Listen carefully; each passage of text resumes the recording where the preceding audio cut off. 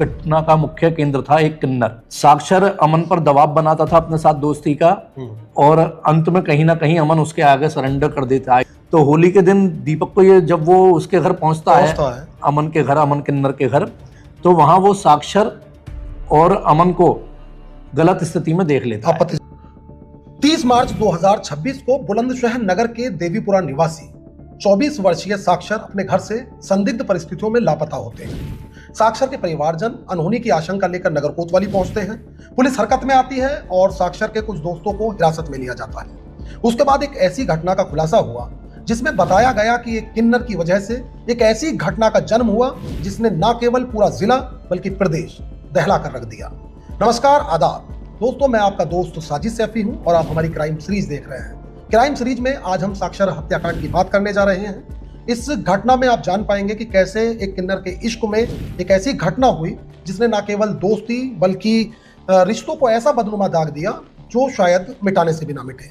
इस कहानी को सुनाने के लिए हमारे साथ हर बार की तरह senior crime reporter Kapil Gaur ji हैं। कपिल जी, बहुत स्वागत है आपका। साक्षर हत्याकांड की आज हम बात कर रहे हैं। आपको इस घटना को लिख भी चुके हैं और जान भी रहे हैं कि किस तरह से इसकी परतें खुली और समाज में एक अलग तरह का सच सामने आया। तो घटना के बारे में बात करते हैं। सबसे पहले आप घटना बताइए, क्या हुआ था?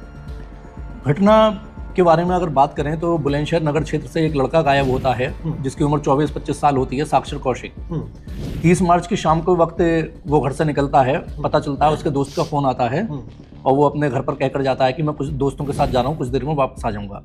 देर रात तक वो वापस नहीं आता, तो जिस दोस्त का वो नाम लेकर घर पर जाता है उसके पिता उससे पूछते हैं, तो उसका दोस्त उल्टा सीधा जवाब देता है कि हमें जानकारी नहीं है। तो उसके पिता को कुछ डाउट होता है जब उन्हें अपने बेटे के बारे में कुछ जानकारी नहीं मिलती है। वो सीधे नगर कोतवाली के पहुंचते हैं और उस लड़के को नामजद करते हुए जिसके बारे में उनका बेटा कहकर गया था कि मैं उसके साथ जा रहा हूँ, उसे तहरीर दे देते हैं नगर पुलिस। इसके बाद इसमें जांच करती है और पुलिस उन दोस्तों को उठाती है। देवेश नाम का एक लड़का होता है, उससे उठाकर पूछताछ करती है। तो वो शुरुआत में तो इन्वॉल्व होने से मना करता है कि मेरा कोई इन्वॉल्वमेंट नहीं है, पुलिस को जो सुनाई जाती है। तो देवेश के आधार पे उसके एक अन्य साथी, जब देवेश से पूछताछ होती है, पता चलता है कि एक शुभम भी था, उसे उठाकर पूछताछ होती है। क्रॉस सवाल होते हैं तो निकल के आता है कि ये पूरा इस घटना को पूरी योजना बनाकर अंजाम दिया गया था और इस घटना का मुख्य केंद्र था एक किन्नर जो इस घटना के केंद्र में था। तो साजिद जी, इस घटना की शुरुआत होती है मृतक साक्षर और उसके एक दोस्त दीपक से। सालों पुरानी दोस्ती होती है इन दोनों के बीच। दोनों का हंसना, उठना, खेलना, खाना पीना सब साथ में होता है, कहीं आना जाना होता है साथ में, और बड़ी मजबूत दोस्ती। कहा जाता था कि साक्षर का अगर कोई दोस्त है, जो मोहल्ले वालों ने बताया, कि वो दीपक होता था। दीपक के एक अमन नाम का किन्नर है, अमन उर्फ अवंतिका, अवन उर्फ अवंतिका, जो महिलाओं की वेशभूषा में रहता है, किन्नर कहते हैं। किन्नर। तो दीपक के उससे प्रेम संबंध होते हैं। ये चीज साक्षर को भी मालूम थी, लेकिन कहीं ना कहीं साक्षर के मन में थोड़ा ये था कि मेरी भी दोस्ती अमन से हो जाए। तो बताया जाता है, जो आरोपियों ने पूछताछ में पुलिस के सामने खुलासा किया, साक्षर अमन पर दबाव बनाता था अपने साथ दोस्ती का, और अंत में कहीं ना कहीं अमन उसके आगे सरेंडर कर देता है किन्नर। होली के दिन दीपक को मालूम चलता है कि कहते हैं होली मिलने के लिए दीपक अवंतिका के पास जा रहा होता है, पहुंचा था। जी बिल्कुल सही बात है। तो होली के दिन दीपक को ये, जब वो उसके घर पहुंचता है अमन के घर, अमन किन्नर के घर, तो वहां वो साक्षर और अमन को गलत स्थिति में देख लेता है, आपत्तिजनक स्थिति में। उस समय विवाद होता है हल्का फुल्का, साक्षर भी माफी मांग लेता है, बात साक्षर के हिसाब से वहीं खत्म हो जाती है। लेकिन दीपक अमन पर दबाव बनाकर पूछता है कि आखिर ऐसी क्या वजह रही, तूने मुझे धोखा दिया। हो सकता है कहा हो भावनात्मक रिश्ता है तेरा मेरा भावनात्मक, और उसके बाद तू उसके साथ रिलेशन में है। जी। तो पुलिस की जांच में साजिद जी ये चीज सामने आई कि अमन द्वारा उसे यह बताया गया कि साक्षर ने मुझ पर दबाव बनाकर, वो लगातार दबाव बना रहा था साक्षर मुझ पर कि मेरे से संबंध बनाओ। तो मैं मजबूरी में उसके साथ हो गया था, ये अमन किन्नर जो इसका कहना था। तो दीपक मनी मन साक्षर से बदला लेने की योजना बनाने लगा। घटना वाले दिन 30 मार्च को ये पुलिस के अनुसार दोपहरी से शराब पीता है दीपक अपने दोस्त देवेश, जिसमें अवंतिका भी शामिल हो गई है इस योजना में। हाँ, इस योजना में ये इसके मतलब अपना रिश्ता साबित करने के लिए, वफादारी साबित करने वफादारी साबित के लिए करने कि मैं तेरे साथ रिश्ते में हूँ, तो तू जो भी करेगा मैं तेरे साथ हूँ। बिल्कुल सही बात है। तो ये लोग योजना बनाते हैं कि अब साक्षर को ठिकाने लगाना है। योजना के तहत ये 30 मार्च का दिन निर्धारित करते हैं।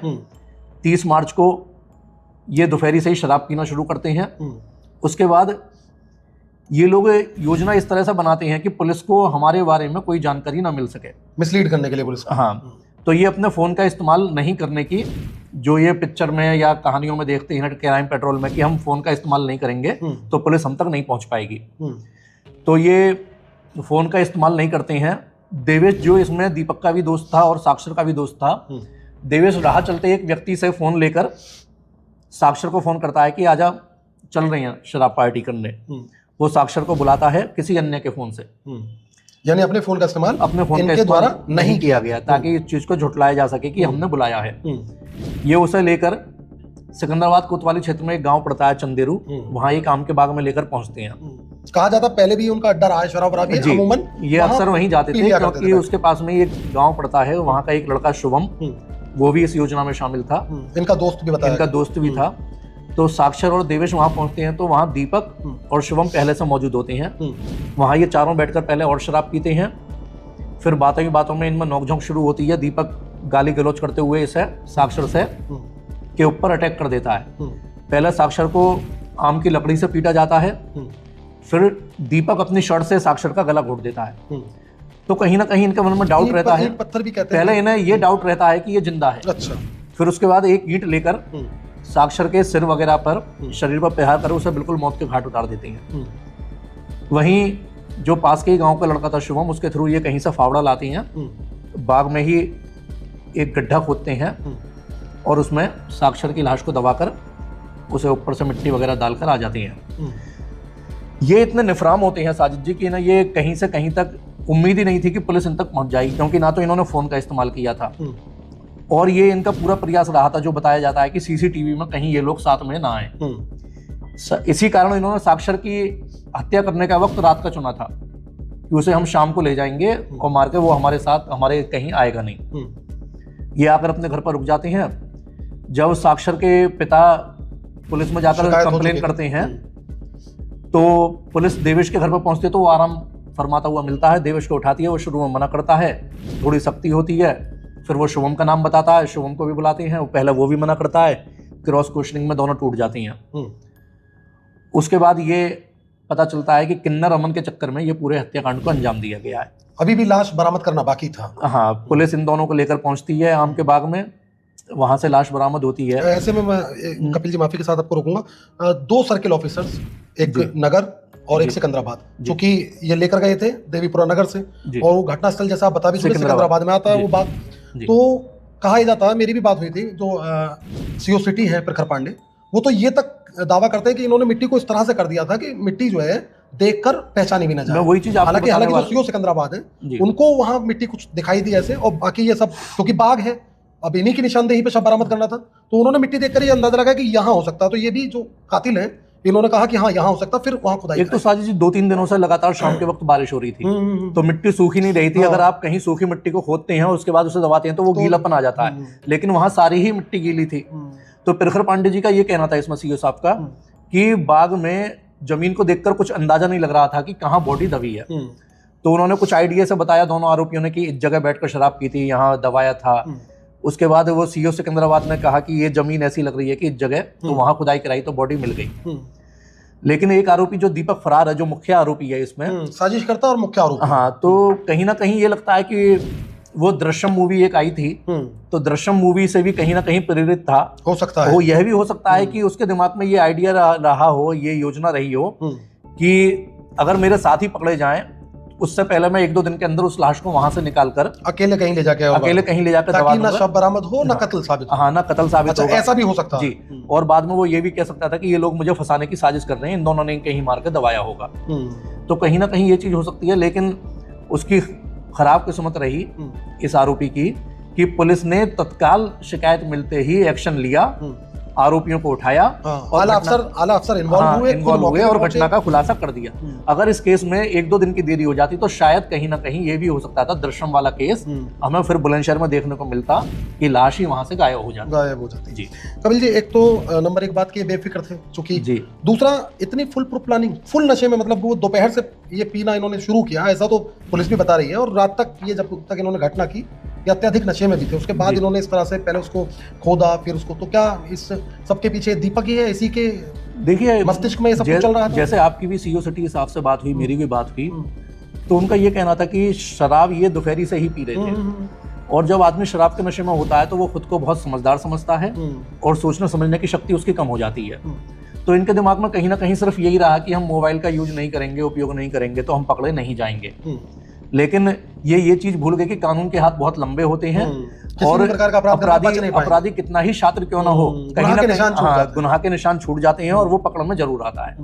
इसके लिए मैं बुलंदशहर पुलिस को, खासतौर से city inspector Dharmendra Rathore, CO city प्रखर पांडे जी का धन्यवाद दूंगा कि उन्होंने शिकायत मिलने के साथ ही तत्परता से, डिप्टी चौकी इंचार्ज जो जितेंद्र हैं वो भी इसमें थे, उन्होंने तत्काल इन्होंने कदम उठाया और इस घटना का मात्र 24 घंटे के अंदर खुलासा कर दिया। 2-3 आरोपी पकड़ भी लिए, किन्नर भी पुलिस की गिरफ्त में आ गया, उसका चालान हो गया, देवेश पकड़ में आ गया है, उसका चालान हो गया है, शुभम पकड़ में आ गया, उसका चालान हो गया, एक दीपक रह गया है। एक इसमें सर मैं जो है कपिल जी आपके संज्ञान में भी लाना चाहूंगा, ये पक्ष सिर्फ आरोपियों का है, मतलब ये किन्नर का ऐसा कहना है कि जो मृतक है वो उस पर दबाव बनाता था। ये भी संभव है कि हो सकता है कि ऐसा ना हो, यही उसके संपर्क में खुद आ गया हो आरोपी, अब तो अपने वो बोल रहा है कि दबाव बनाया उसने जी, क्योंकि साक्षर के परिवार का पक्ष तो हमारे पास नहीं है, तो संभवतः हो सकता है परिवार ये मानता हो मृतक का कि ये किन्नर ही उसके संपर्क में खुद आ गया हो और इसी की वजह से सब कुछ हुआ हो। हाँ, ये हो सकता है, कोई बड़ी चीज नहीं है। देखिए किन्नर है, कहीं ना कहीं लड़कियों के भेष में रहना, उनकी मानसिकता थोड़ी अलग होती है, तो हो सकता है कि ये चीज रही हो कि वो इससे भी अट्रैक्ट हो, दीपक से भी अट्रैक्ट हो, है ना। एक और महत्वपूर्ण बात जी, क्या आप अपनी पत्रकारिता के अनुभव से बताइए, क्या मानते हैं कि एक किन्नर की वजह से अक्सर लड़की और लड़के के प्रेम प्रसंग में कोई बीच में आए या वैध रिश्ता हत्या का सबब बन जाता है, कारण बन जाता है, लेकिन एक किन्नर के लिए हत्या कर देना, तो आप क्या मान रहे हैं? मतलब दीपक का इतना भावनात्मक रिश्ता रहा होगा इस किन्नर से, आप क्या? देखिए अभी तक पुलिस की पूछताछ में यही चीज सामने आई है कि दीपक का उन्होंने इससे अवैध संबंध नहीं बोले, दीपक के और किन्नर के भी उन्होंने प्रेम प्रसंग बोला है। ये चीज स्पष्ट है कि दीपक अमन किन्नर से प्रेम करने लगा था, करता था और वर्तमान में भी कर रहा था। इसी कारण उसके अंदर ये बदले की आग थी कि इसने मेरे प्रेम, जिससे मैं प्यार करता हूँ, मेरे दोस्त ने उस पर ही हाथ डाल दिया, तो मुझे इसे मौत के घाट उतारना है, इससे बदला लेना है। दीपक शादीशुदा था, कुंवारा है दीपक? ये मेरी जानकारी में नहीं आ पाया। अच्छा। लेकिन कहा जाता है कि वो अपनी पत्नी के रूप में इसे आगे अपने साथ रखना चाहता था और दीपक जो है ये चीज सामने आई है कि कहीं ये वो इससे बेपनाह प्यार करता था और वो इस चीज को बर्दाश्त नहीं कर पाया, दोस्ती पे ये प्यार फिर हावी हुआ और दोस्तों ने मिलकर ये घटना को अंजाम, और यही कारण रहा कि हत्या के वक्त अमन किन्नर मौके पर नहीं था, लेकिन पुलिस ने उसकी भूमिका को देखते हुए उसे 120B का मुलजिम बनाया है। क्योंकि वो दीपक और अवंतिका के बीच बातचीत हुई, बाकायदा एक योजना के तहत, योजना की भनक थी, पूरी जानकारी थी योजना की, तो योजना के तहत ये पूरी घटना हुई है। उसको ये मालूम था कि आज घटना होने जा रही है। तो दोस्तों, आज की ये सच्ची घटना बुलंदशहर से साक्षर हत्याकांड थी। इस घटना को लेकर आपकी क्या राय है, वे आप हमें कमेंट करके जरूर बताएं। चूंकि एक किन्नर का प्यार इस तरह देखो एक ना केवल खौफनाक घटना का सबब बन गया, बल्कि एक ऐसी घटना का जन्म हुआ जिसने जो पूरा समाज है उसको झकझोर कर रख दिया। और कोई कहानी सुनना चाहते हैं तो वो भी आप हमें कमेंट करके जरूर बता सकते हैं। बहुत धन्यवाद कपिल। धन्यवाद सर जी, धन्यवाद।